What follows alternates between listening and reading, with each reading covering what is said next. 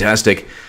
The first hour was on Newsmax also, so Newsmax TV. So that was great. That link is below. Please go ahead and share my latest article in the Daily Caller, Free Julian Assange. And I have my latest segment on H.A. Goodman's Second Amendment. It is me with a 44 Magnum Super Red Hawk, Ruger Super Red Hawk 9.5-inch revolver at the indoor range. Check that out. That is below in the pinned comment. This is really interesting. So let's just really off the bat. This is President Trump. Talking about Comey and the firing of Comey. This is awesome. Again, a lot of people say, well, he's uncouth. He's boorish. No, this is exactly what you need. This is exactly what you need with rogue intelligence officials that are beholden more to a political party than the United States of America. Actually say, how is he going to explain to his grandchildren all of the lies, the deceit, all of the problems he's caused for this country? I think a thing that I've done for the country, the firing of James Comey, is going to go down as a very good thing. FBI is great. I know so many people in the FBI. The FBI is a fantastic institution, but some of the people at the top were rotten apples. James Comey was one of them. I've done a great service for this country by getting rid of him, by firing him. So you have no problem explaining this to your grandchildren? No. So this was on, Fox just tweeted this out right now, and President Trump was interviewed. This is just unbelievable. These are the same people that say they didn't spy on Trump. They infiltrated his campaign because an informant, they wanted to it wasn't a spy, it was an informant. These are the same groups of individuals who relied on a Steele dossier that was complete nonsense, that resulted in BuzzFeed suing the DNC. These are the same individuals who allowed Hillary Clinton to transfer top secret intelligence from SIPRNet, JWICs, and SCIFs onto a once unencrypted server. And I spoke about that when I was guest hosting for Jesse Lee Peterson. And I want to thank several people who watch this channel. Thank you so much. But what James Comey has done, what he did to this country by not doing what was right, all he had to do was indict Clinton. All he had to do as director of the FBI is simply say nobody's above the law. It doesn't matter that you're Hillary Clinton. You're going to go ahead, we're going to indict you, and people still would have voted for her. She lost anyway. So it's the type of thing where when Bernie Sanders decided to campaign for Hillary and said, you know what, vote for Hillary, even though he was cheated by Clinton, that didn't do anything for his movement. That actually just weakened his movement. And at the end of the day, she lost. And she's still blaming Bernie and Bernie Bros and Jill Stein and sexism and the Electoral College and Haley's Comet and Russia and everybody under the sun and in the universe. In the ever-expanding universe, she's still blaming. She'll find new, comets and stars to blame. But all of this is a bunch of nonsense. We all know this. If you're watching in the UK, in Ireland, in Nepal, in Norway, in Finland, anywhere in the world, if you're watching H.A. Goodman on this YouTube channel, in Korea, in India, Pakistan, Australia, New Zealand, I want to thank you for watching. And you have every right to laugh at us. You have every right to laugh at us, because if you look in Pakistan, there was Nawaz Sharif. In France, Nicolas Sarkozy. In South Korea, former President Park. There are examples of countries that are better than we are in terms of taking our leaders to task, meaning ensuring that our leaders, at least at certain times, receive the same justice as the average citizen. We don't do that here. We don't do that. At least we haven't done that with Clinton. Whereas other countries have said, look, you broke the law, you're going to be indicted, you're going to be charged. It really doesn't matter that you've led the country. It really doesn't matter that you were the most powerful person in the country at one point. You look at Pakistan, France, South Korea, other countries. We have not done that because of James Comey. Well, he's just one of the many people. But there are so many people involved. James Comey, Andrew McCabe, Peter Strzok, Lisa Page, Bruce and Nellie Orr, the DOJ, Glenn Simpson, Christopher Steele, Cody Shearer, Sidney Blumenthal, the R1s. I mean, this is like a cast of characters. Platte River, Dato Inc., all of these people, I mean, they're all CrowdStrike. Are you kidding? Donna Brazil, Debbie Wasserman Schultz. These are all people who conspired, whether they knew President Obama, Sally Yates. These are all people that conspired. Stephen Halper, the FBI informant. These are all people who conspired for a single cause. They didn't have to. It's not a conspiracy theory. They didn't have to go ahead and know one another. They didn't have to go ahead and exchange messages like Peter Strzok and Lisa Page did. Or, coordinate their efforts. You had individuals and you had groups of individuals who were working in tandem, sometimes in unison and sometimes just because they shared the same value system and goal of ensuring that Clinton won the election. They still lost. That's with media collusion, by the way. You had the deep state, you had the CIA, the NSA, the FBI, all saying, well, they're moderately to highly confident the DNC was hacked by Russia. They had no evidence. Then you had the media pumping the Steele dossier. No evidence. Then you had the Steele dossier being used by the intel community to go ahead and fabricate Trump-Russia myth. No evidence. Then you had Mueller probe after Comey's queasy leaky memos that are classified. Comey's classified queasy leaky memos. Say that 20 times. Comey's classified queasy leaky memos. Comey's classified queasy leaky memos. Alex Jones should yell that out. The next segment, he does. 20 times, just in a rage.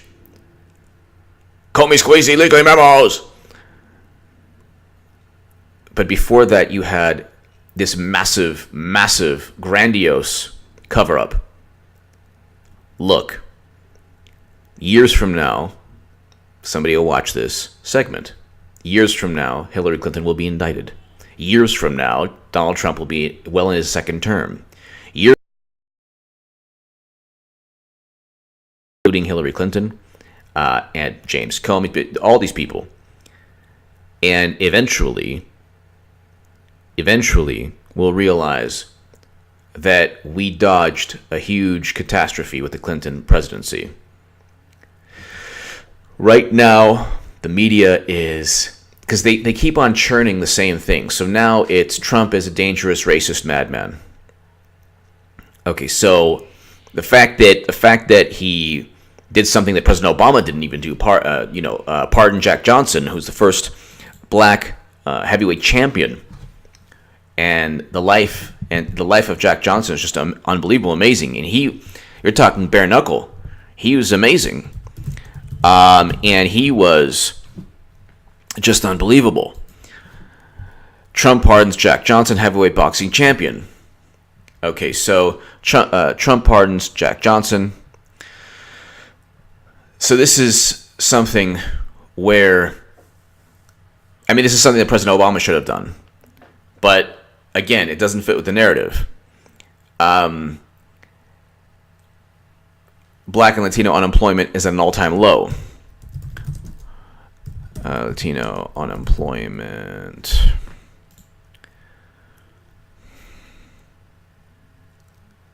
Fact check. Black unemployment rate is at a record low, January 30th, 2018. President Trump's administration. Black unemployment, Latino rate is close. So this is the monster, the racist, the ogre, Trump. That doesn't mean that he hasn't said things that were, crude. But he never said anything about black citizens. That was Hillary Clinton. Hillary Clinton called black youth super predators. Hillary Clinton spread a photo of Barack Obama in African attire. So you want to talk about Trump and the birther myth.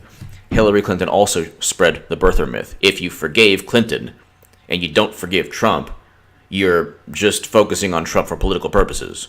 She spread the birther myth. Her campaign showed a photo of Barack Obama in African attire, where even David Plouffe of Obama's campaign at the time, his campaign manager, stated that it was the most offensive and shameful fear-mongering of the election. But let's just go ahead. James Clapper fumbles for an excuse. Correct. So this is James Clapper. He repeats spy claims despite... Okay, so... Well, that's Trump. But Clapper fumbles explanation for claim that Russia decided the election. What they do is they say, well, Trump repeats spy claims without zero evidence.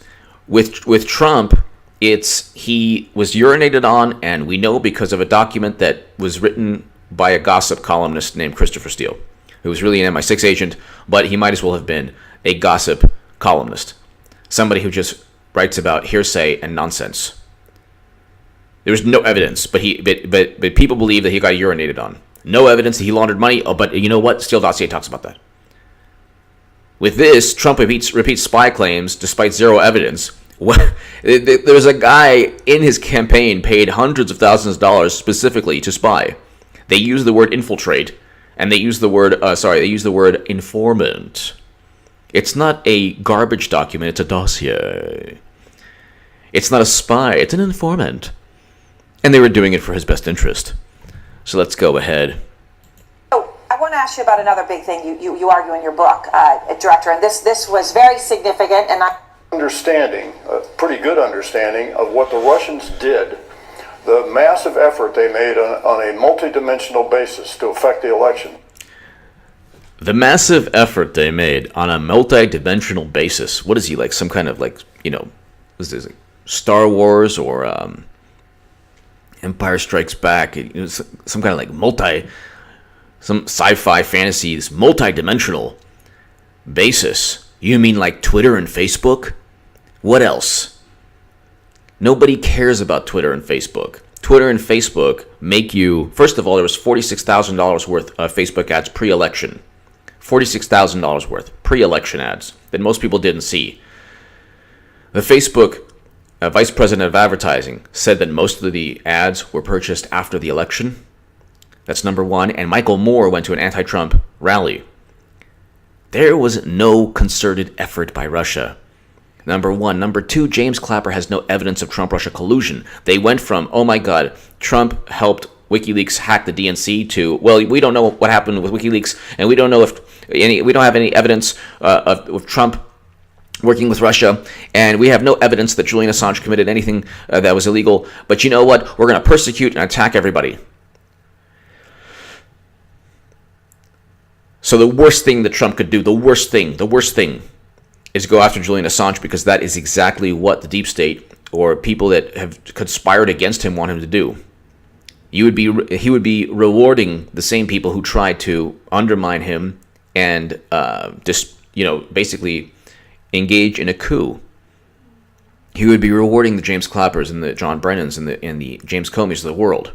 I'm not thrilled at all. I'm not happy at all. I'm upset that under President Trump's administration, there's renewed calls to extradite Assange, and that's the only one of the few ways I would never vote for Trump in 2020 is if something horrible, God forbid, happened to Julian Assange. But you have James Clapper, who is blatantly lying once again. He lied under oath regarding Americans being spied on by the NSA. Now he's saying, well, there's a multidimensional effort. There was no multidimensional effort. There was no multidimensional effort because President Obama said it would be impossible. It would be impossible for anyone to rig the election. The narrative changed really quickly. But we have no evidence that Trump worked with Russia. We have no evidence that WikiLeaks did anything illegal. They were a publisher. They are a publisher. They published information that was pristine, that proved that Bernie Sanders was cheated, that proved there are 500 conflicts of interest in the Clinton Foundation, that Clinton had a public and private face, all of these things. that President Obama knew of the server. And all of this entire cover-up, stems really from James Comey not doing his job. So it's Comey who has to explain to his grandchildren how he let somebody who is a blatant criminal. Nobody doubts that Clinton is a criminal, not even her defenders. They simply say others do worse. Trump is not a choir boy, but he didn't do anything with Russia. So that's there's no evidence of that. There's a mountain of evidence regarding Clinton's crimes. And Comey presented the evidence, whereas Mueller has not. Comey said, yes, there were 110 email chains and all these things, and they were born classified emails, and emails were transferred. There was special access program intelligence. He even said to one congressman during one of the testimonies, I can't believe people didn't make a bigger issue about that. And yet he let her go. That's bad. Really bad. Really, really bad. And when you talk about the history of this country, there aren't many times when a leader or a political figure engages in such reckless, gross negligence and then gets away with it without even scrutiny from the media. Forget about the fact that the FBI just allowed her to get away with essentially the biggest espionage scandal. When you have Aldrich Ames and you have Robert Hansen, you have other, traitors who just went ahead and got money from the Soviets. So treason is when you get money and you give classified intelligence and you give state secrets for money,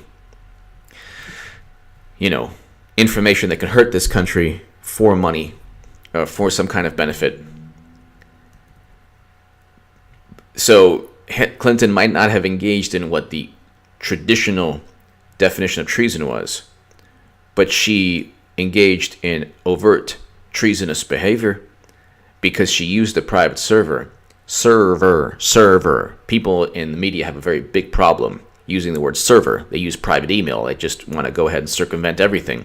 Semantics have been mangled and destroyed by the same people who are supposed to be writers and journalists and understand how to communicate. But servers, she used private servers. And now you have a guy like James Clapper saying, oh, well, the Russians tried to influence the election. And you have James Comey saying, oh, my God, how is he going to tell his grandchildren Trump? And all of these liars are doubling down on their lies. These liars are doubling down on their lies. And it's just unbelievable. Give me your thoughts below. Share this segment everywhere. Subscribe to this YouTube channel. Subscribe to HA Second Amendment if you enjoy the Second Amendment, or if you appreciate it, if you love it. And if you enjoy firearms, it's a new gun channel that I started. And below is a great, great segment of me firing a really, really powerful handgun, a revolver, a 44 Magnum Ruger Super Red Hawk, and a 9.5-inch barrel. I wanted to see what it was like compared to my 500 Smith & Wesson that I own, but this was the range, the gun range. That not my gun. It was from the gun range, and I wanted to just see. It was really powerful, actually. It's actually, in a way, feels more powerful. The recoil hits directly back with the Ruger, whereas with the 500 Smith & Wesson, it's more of a recoil that pushes your arm up. This pushes your arm back. And at first I don't do that great, but then I get the hang of this revolver, and I'm doing a lot better. And then for some reason, the video stops at the end. So, but check that out. And that is below. Share that everywhere. Thank you so much for listening. Also, please go ahead and share my latest, when I guest hosted for Jesse Lee Peterson this morning. It was great. Thank you so much for listening. Have a wonderful weekend.